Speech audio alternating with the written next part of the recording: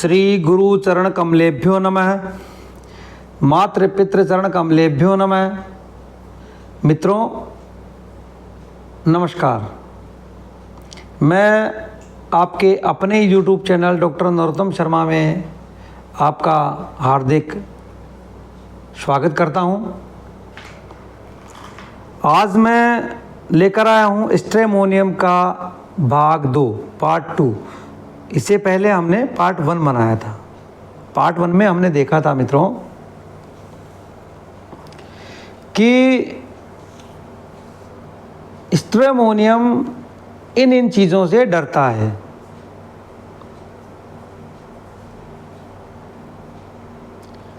कई तरह की चीज़ों से डरता है, लेकिन अब थोड़ा सा उसका एक दूसरा रूप देखते हैं।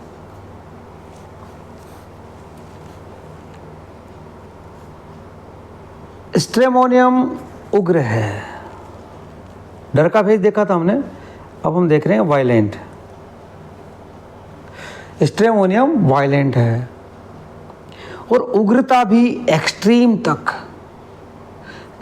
तक ही है। यानी कि वो इतना उग्र हो सकता है कि किसी की जान ले सकता है।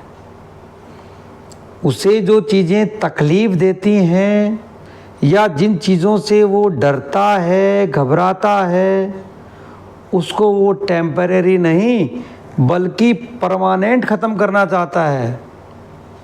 So there is impulse to kill. There is impulse to kill. वो चाहे बीमारी हो या कोई सिचुएशन हो जिससे वो आतंकित होता है, या जो सिचुएशन उसे तकलीफ़ दे रही है उसे वो परमानेंट ख़त्म करना चाहता है। टोटल ख़त्म, कंप्लीट ख़त्म। बीमारी है तो कंप्लीट ख़त्म होनी चाहिए। कोई उसे आतंकित कर रहा है तो कंप्लीट ख़त्म होनी चाहिए।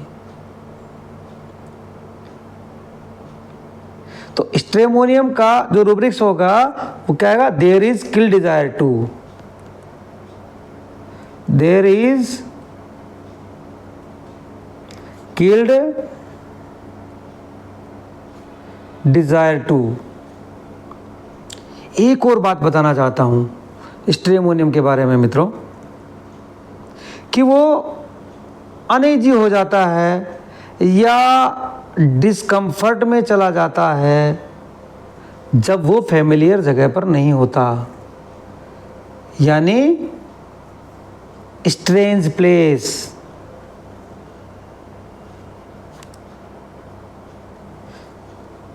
स्ट्रेंज पर्सन या स्ट्रेंज सिचुएशन।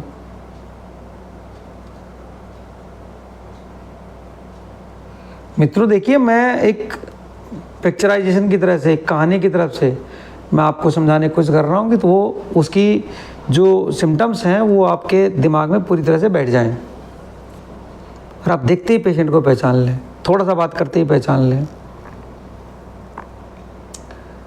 तो मित्रों मैं कह रहा था कि वो अनईजी हो जाता है, डिस्कम्फर्ट हो जाता है, उसको अच्छा नहीं लगता जब वो किसी अनजान जगह पे होता है या फैमिलियर जगह पे नहीं होता है, जानी पहचानी जगह पे नहीं होता है। और वो चाहे अनजाना जगह हो, चाहे अनजाने लोग हों, चाहे अनजानी सिचुएशन हो, परिस्थिति हो, ये तीनों चीज़ें उसको, उसकी जो कंप्लेंट्स हैं वो बढ़ा देती हैं। कौन सी? ये तीनों चीज़ें उसकी कंप्लेंट्स बढ़ा देती हैं, उसकी मानसिक स्थिति को डिस्टर्ब कर देती हैं। इसलिए अक्सर आप देखोगे कि स्ट्रेमोनियम जो है वो फैमिलियर जगह पर ही रहना चाहता है या फैमिलियर लोगों के बीच में ही रहना चाहता है।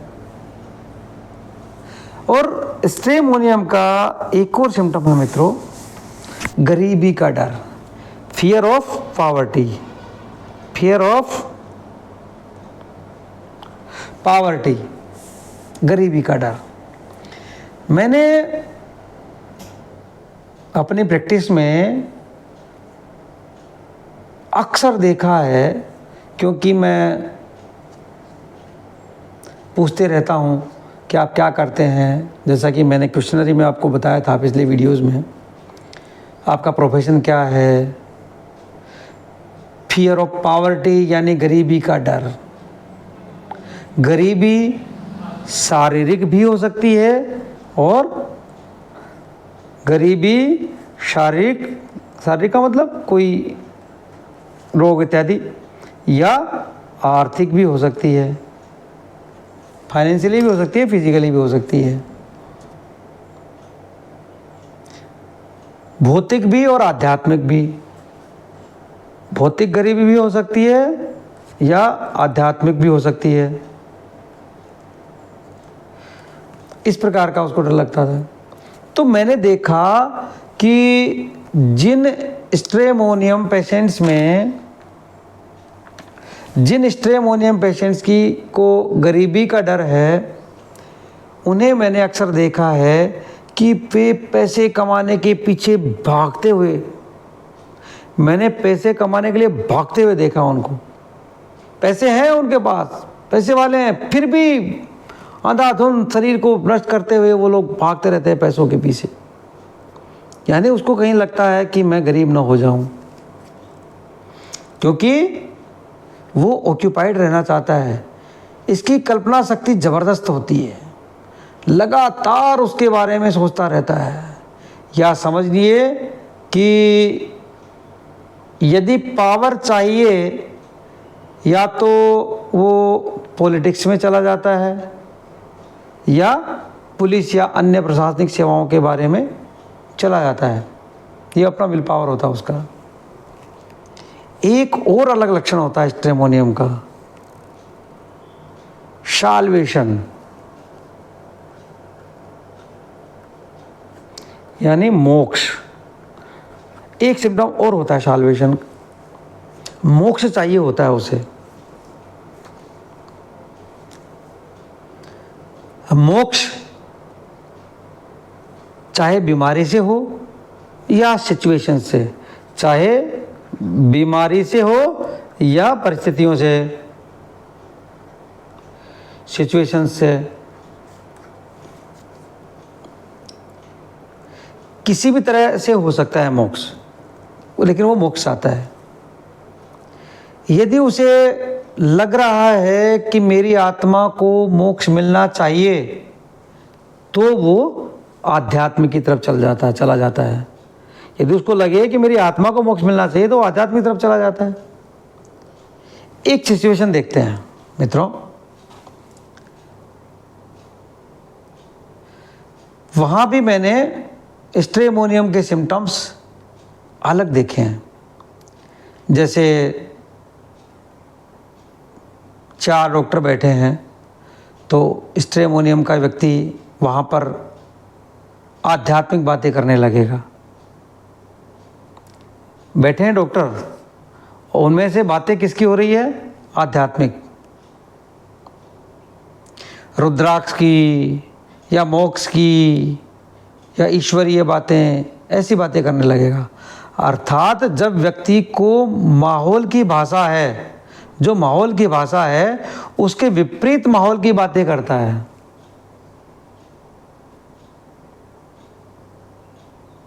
जो माहौल बातचीत का है, उस माहौल के विपरीत बातचीत करता है माहौल की वो। तो हम ये देख सकते हैं कि स्ट्रेमोनियम कभी कभी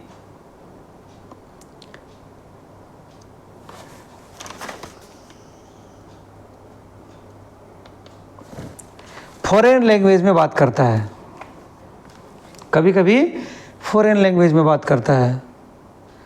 फॉरेन लैंग्वेज अर्थात वो लैंग्वेज जो वहाँ बैठे हुए लोगों के लिए फॉरेन है, जैसे कुंडलिनी जागृत होने जैसी बातें करना। अभी हम कह रहे थे ना, बाहर डॉक्टर्स बैठे हैं, बातचीत होनी चाहिए चिकित्सा संबंधी, बात कर रहा है वो कोई दूसरी, तो फॉरेन लैंग्वेज बोल रहा है वो।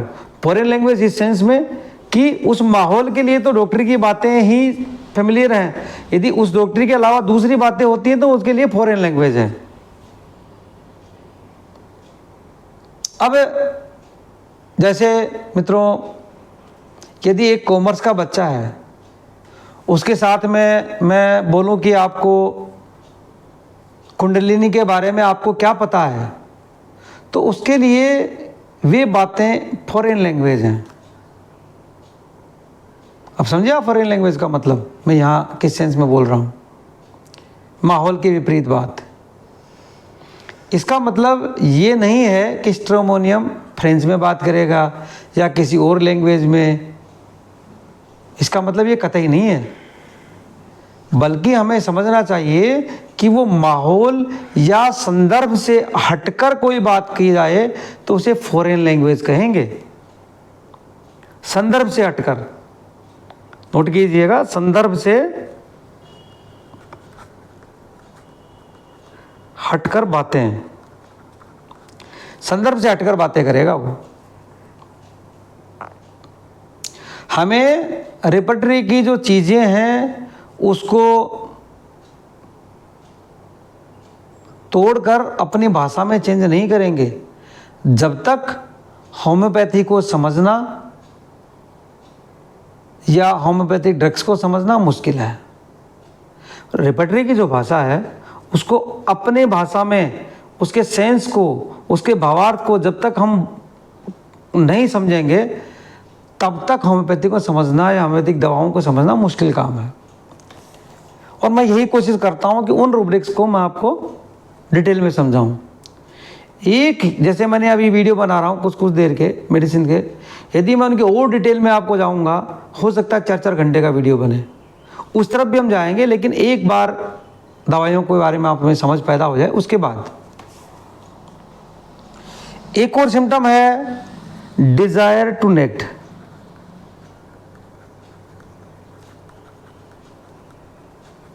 अब देखिए, पुस्तक में रूब्रिक्स है डिजायर टू नेक्ट। अब आप खोजते रहो कि पेशेंट आए और मेरे सामने कपड़े खोले, कपड़े खोलने की इच्छा करे, तो ऐसा तो नहीं मिलेगा। तो फिर पुस्तकों में ऐसा क्यों लिखा है? तो मैंने अभी पहले कहा कि हमें रेपर्टरी की जो लैंग्वेज है उसको, उसके भावार्थ को समझना पड़ेगा। चलिए हम समझते हैं इस बात को कि एक और जो सिम्टम है desire to be naked, to be naked. वस्त्रहीन, या यहां वस्त्रहीन का मतलब कपड़े उतारना नहीं, बल्कि यहां वस्त्रहीन का मतलब है जब वो डरता है तो वो चाहता है कि मैं सारी चीजें बता दूं ताकि उस डर से मुझे निजात मिल सके। और यदि आप इस तरह से भावार्थ चेंज नहीं करेंगे तो ढूंढते रहो कि मरीज आया नहीं, मैं इसको कैसे स्ट्रेमोनियम का मानूं, उसने कपड़े नहीं खोलने की कोशिश की, मतलब इस तरीके से। तो हमें उसका भावार्थ समझना पड़ेगा। तो यह भावार्थ क्या है? वस्त्रहीन होने का मतलब क्या है कि वो चाहता है कि मैं सारी चीजें बता दूं, खोल के रख दूं सामने चिकित्सक के, जिससे मुझे मेरे डर से निजात मिल सके, क्योंकि वो परेशान था ना डर से। वो सारे सीक्रेट्स उस समय निकाल देता है। जैसे अभी भूत से डर लग गया तो जितने सारे सीक्रेट्स हैं वो सब बता देगा उस समय।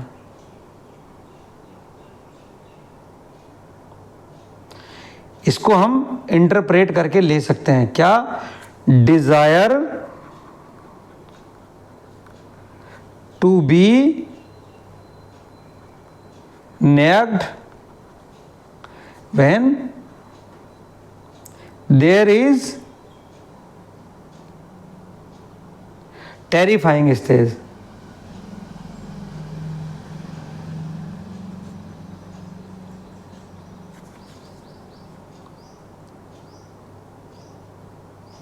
ठीक है, समझे कि यहां डिजायर टू नेक्ट का, टू बी नेक्ट का मतलब क्या है।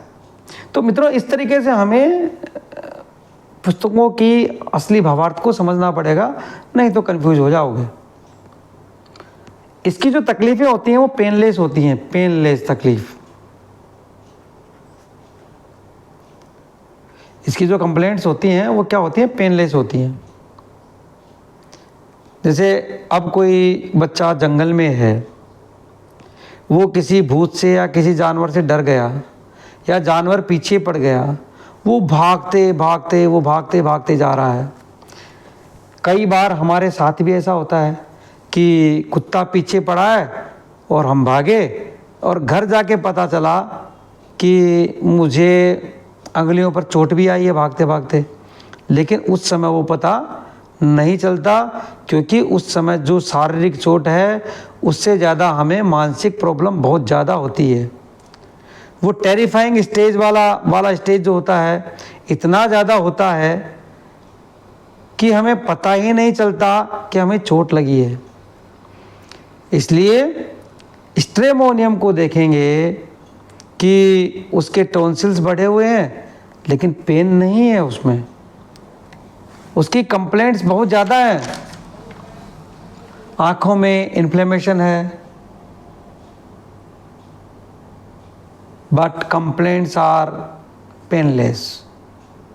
तो इस तरह से हमें रेपर्टरी के भावार्थ को लेकर के, रेपर्टरी को तोड़ करके अपनी भाषा में चेंज करके उसके भावार्थ को समझ के उसे देखना पड़ेगा, तभी होम्योपैथी को समझना पड़ेगा। मैंने इन लक्षणों के आधार पर स्किन पेशेंट्स को ठीक किए हैं। बीमारी स्किन की है और दवा किस चीज़ की लगी, उसके माइंड के सिम्टम्स के आधार पे। तो मित्रों, मेरे ये वीडियो न केवल होम्योपैथी की तरफ रुझान बढ़ाने के लिए हैं, अपितु ये वीडियो होम्योपैथी के स्टूडेंट्स जो BHMS कर रहे हैं उनके लिए भी कारगर साबित होंगे, ऐसा मेरा मानना है। जो होम्योपैथी की प्रैक्टिस करते हैं उनके लिए भी ये कारगर साबित होंगे, ऐसा मेरा मानना है। यदि आपको मेरा प्रयास पसंद आ रहा हो तो वीडियो को लाइक, शेयर व चैनल को सब्सक्राइब करें, बेल बटन दबाकर ऑल पर क्लिक करें ताकि सभी अपडेट आपको मिल सकें। और सबसे महत्वपूर्ण बात, समाज के हित में इसे अपने मित्रों और रिश्तेदारों को भी फॉरवर्ड करें ताकि वो भी लाभान्वित हो सकें। हाँ, एक और बात, कृपया प्लेलिस्ट में जाकर टॉपिक वाइज वीडियोस देखें। तो मित्रों, नमस्कार, जय हिंद, वंदे मातरम, जय भारत।